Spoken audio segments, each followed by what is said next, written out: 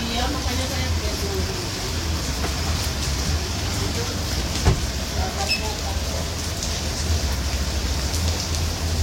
pesanannya ya, ngapunten.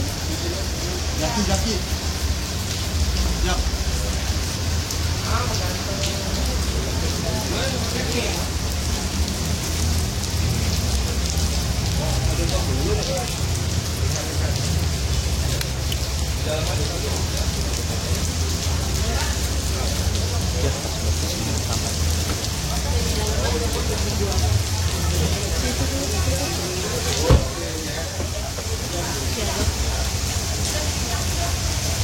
Bang Rasman.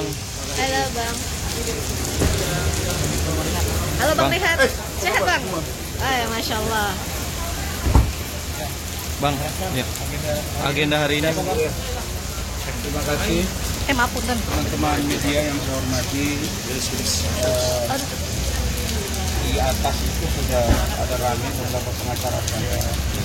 Jadi prinsipnya dengan tim ada Pak Lihat, jumlahnya ada 33 orang Wow. yang menjadi kuasa hukum saya di kasus ini.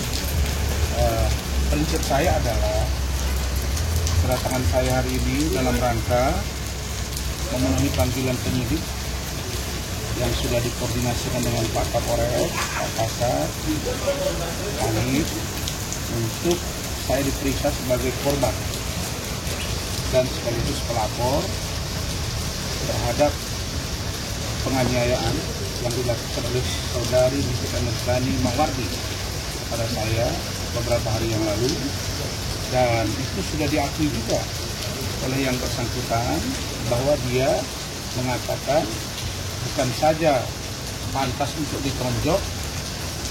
Tonjok itu dalam terminologi bahasa Indonesia kan pukul ya. Nah, dan bukan saja pantas untuk ditonjok, tapi pantas untuk diinjak. Nah, ini sebuah pengakuan, dan saya hanya pesan Pak Kapolres, Kasat, Pak Kapolda, ini semua sudah mata tertuju ke sini. Semua perhatian tertuju ke Polres.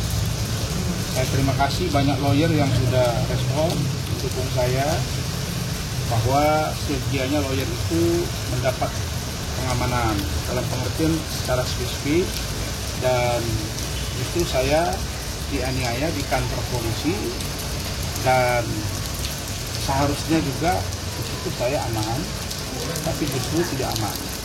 Begitu juga dengan saya dalam rangka membawa Loli yang melarikan diri untuk menyerahkan ke polisi. Bukan saya sembunyikan. Jadi saya minta tegakkan hukum, buktinya sudah ada, visum ada, video ada. Jadi tidak ada dasar untuk yang bersangkutan ini untuk tidak tersangka dan diproses secara hukum, supaya tidak terjadi kesombongan begitu. Oke. Hah? Ya, sudah kita tahu dari kemarin diobati terus kan, tapi kan ada darah di situ semua kan. Seyogianya saya itu beberapa hari itu nggak bisa masuk, paling nggak saya istirahat, tapi karena Loli saya juga harus urusi, dan apapun ceritanya urusan Loli ini kami akan jaga, kita akan kawal sampai beliau itu nanti Loli bisa 18 tahun. Barangkali singkat, Pak Rihat. Baik, belum kita katakan. Ini sudah cukup sangat jelas apa perbuatan tidak pidana yang dilakukan oleh Nikita Nurjadi terhadap klien kami Dr. Ran, karena ini tidak ada lagi suatu keraguan untuk melanjutkan perkara ini, harus ditingkatkan sampai tersangka. Kenapa? Karena ini unsurnya sudah jelas, buktinya sudah jelas, korbannya jelas, dan korban jelas ada berdarah-darah, ya kan? Dan juga jelas di depan para penegak hukum. Dan kedua ada jelas ada kelakuan, malah dia bilang itu belum apa-apa.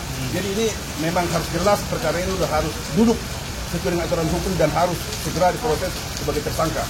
Terima kasih. Bang, apa aja Bang? Bukti apa aja? Ada, lengkap. 6.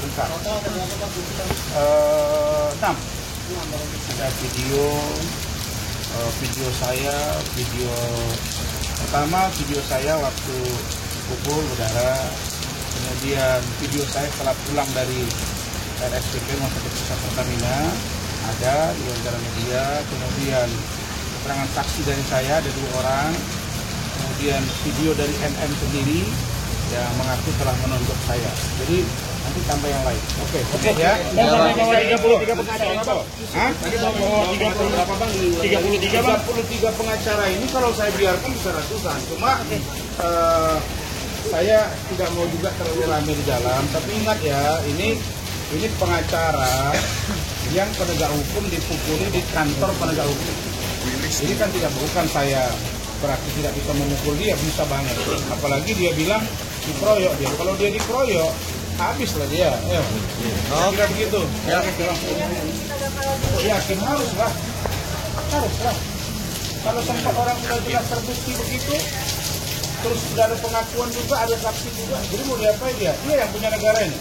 Enggak, mungkin harus lewat saya ini, kita ini baru apa ya Pak Rian ya? Iya, betul. Mungkin lewat kita, dia ini baru ada efek jerah gitu. Dulu udah masuk penjara sekali, tapi sayang waktu itu pelapornya malah di persidangan nggak pernah datang. Makanya dia lolos, bukan karena dia tidak bersalah.